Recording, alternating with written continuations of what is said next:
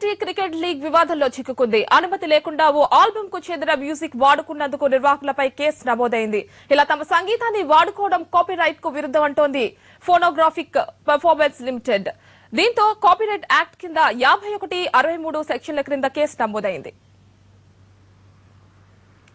దీనికి సంబంధించి మరిన్ని వివరాలు మా ప్రతినిధి శర్మ అందిస్తారు. శర్మ, సీసీఎల్ పై కేసు నమోదుకు సంబంధించి మీ దగ్గర ఉన్న వివరాలేంటి?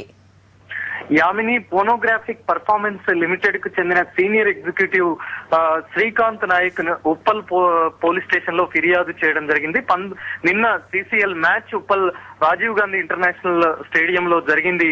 దానికి సంబంధించి సెలబ్రిటీ క్రికెట్ లీగ్ లో 1957 కాపీరైట్ యాక్ట్ ప్రకారం నిన్న జరిగినటువంటి మ్యాచ్ లో ఒక మ్యూజిక్ కి సంబంధించి కాపీరైట్ వివాదం కొనసాగుతూనే ఉంది. దానికి సంబంధించి ఎటువంటి అనుమతి తమ దగ్గర తీసుకోకుండా, తమకు చెల్లించాల్సినటువంటి రుసుము చెల్లించకుండా కాపీరైట్ ను వాడుకున్నారు, ఆ మ్యూజిక్ కి సంబంధించి నిన్న వాడుకున్నారు అనేటువంటిది ఈ అభియోగం. 1957 యాక్ట్ ప్రకారం ఒక మ్యూజిక్ ను వాడుకోవాలంటే దాదాపు పీపీఎల్ దగ్గర 180 మ్యూజిక్ లకు సంబంధించినటువంటి కాపీరైట్స్ ఉంది.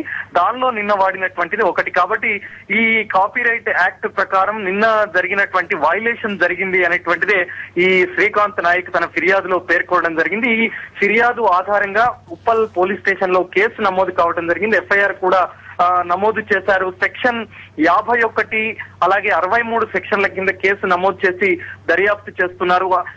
చాలా సందర్భాల్లో ఇటువంటి వైలేషన్స్ జరుగుతుండడం పట్ల ఈ ఫోనోగ్రాఫిక్ పర్ఫార్మెన్స్ లిమిటెడ్ అనేది అనేక సార్లు కూడా ఫిర్యాదు చేయడం జరిగింది. ఈ నేపథ్యంలో ఈ తీసుకున్నటువంటి ఫిర్యాదు ఆధారంగా నమోదు చేసుకున్నటువంటి పోలీసులు ప్రస్తుతం దర్యాప్తు కొనసాగిస్తున్నారు. Okay Sharma, thank you so much. Ruchulu.com, making of Andhra recipes. Recipe videos in Telugu for all varieties of veg, non-veg, baking snacks and desserts. Please visit Ruchulu.com.